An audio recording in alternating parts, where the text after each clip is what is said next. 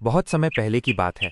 उत्तर भारत के एक छोटे से गांव रामपुर में ठाकुर रघुवीर सिंह नाम का एक जमींदार रहता था। रघुवीर सिंह के पास अपार संपत्ति, सैकड़ों बीघा जमीन और एक भव्य हवेली थी। गांव का हर किसान उनकी जमीन पर खेती करता था और बदले में उन्हें भारी लगान, टैक्स चुकाना पड़ता था। ठाकुर रघुवीर सिंह जितने अमीर थे, उतने ही कठोर भी थे। उनके लिए जमीन और पैसा ही सब कुछ था। इंसानियत का उनके जीवन में कोई स्थान नहीं था। जब भी कोई किसान अपनी मजबूरी लेकर उनके पास आता, तो वे उसे दुत्कार कर भगा देते।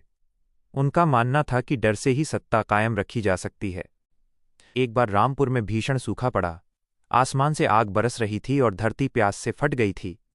खेतों में खड़ी फसलें जलकर खाक हो गईं। किसानों के पास खाने को अनाज नहीं था, तो लगान चुकाने की बात तो बहुत दूर थी। गांव के बुजुर्ग किसान काका दीनदयाल हिम्मत जुटाकर जमींदार की हवेली पहुंचे। उन्होंने हाथ जोड़कर विनती की, ठाकुर साहब, इस बार प्रकृति ने हमें मार दिया है। हमारे बच्चों के पास खाने को रोटी नहीं है। कृपया इस साल का लगान माफ कर दें, अगली बार हम सूद समेत चुका देंगे।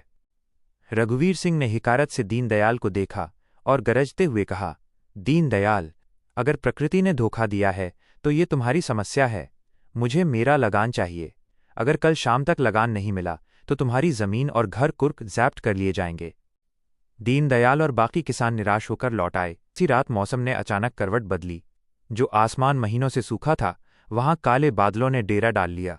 देखते ही देखते मूसलाधार बारिश शुरू हो गई। बारिश इतनी तेज थी कि नदी नाले उफान पर आ गए। ठाकुर रघुवीर सिंह शहर से अपनी बग्घी, हॉर्स कैरेज में लौट रहे थे। गांव के पास पहुंचते पहुंचते नदी का पुल पानी के बहाव में टूट चुका था। अंधेरे और तूफान में घोड़े बिदक गए और उनकी बग्घी कीचड़ भरे दलदल में जा फंसी।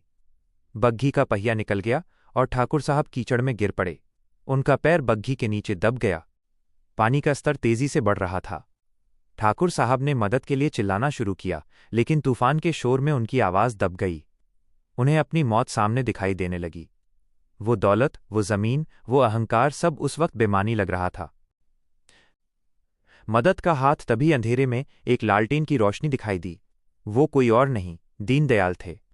वे अपनी झोपड़ी को बारिश से बचाने की कोशिश कर रहे थे कि तभी उन्हें किसी के चिल्लाने की आवाज सुनाई दी।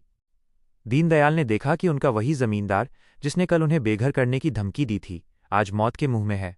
एक पल के लिए दीनदयाल ठिठके, लेकिन अगले ही पल उनका मानवीय धर्म जीत गया। उन्होंने गांव के कुछ अन्य युवाओं को आवाज दी। दीनदयाल और किसानों ने मिलकर भारी बग्घी को उठाया और ठाकुर साहब को बाहर निकाला।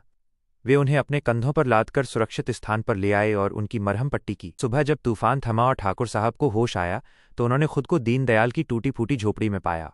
उनके सिरहाने वही लोग खड़े थे जिन्हें वे कीड़े मकोड़े समझते थे।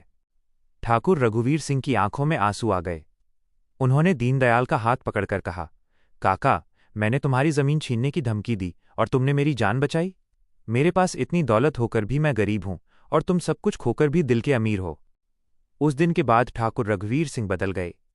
उन्होंने न केवल उस साल का लगान माफ किया, बल्कि गांव में कुएं खुदवाए और अकाल के समय किसानों के लिए अपने गोदाम खोल दिए। अब वे केवल जमीन के मालिक नहीं, बल्कि गांव के सच्चे रक्षक बन गए थे। सीख: असली अमीरी धन दौलत में नहीं, बल्कि अच्छे व्यवहार और इंसानियत में होती है।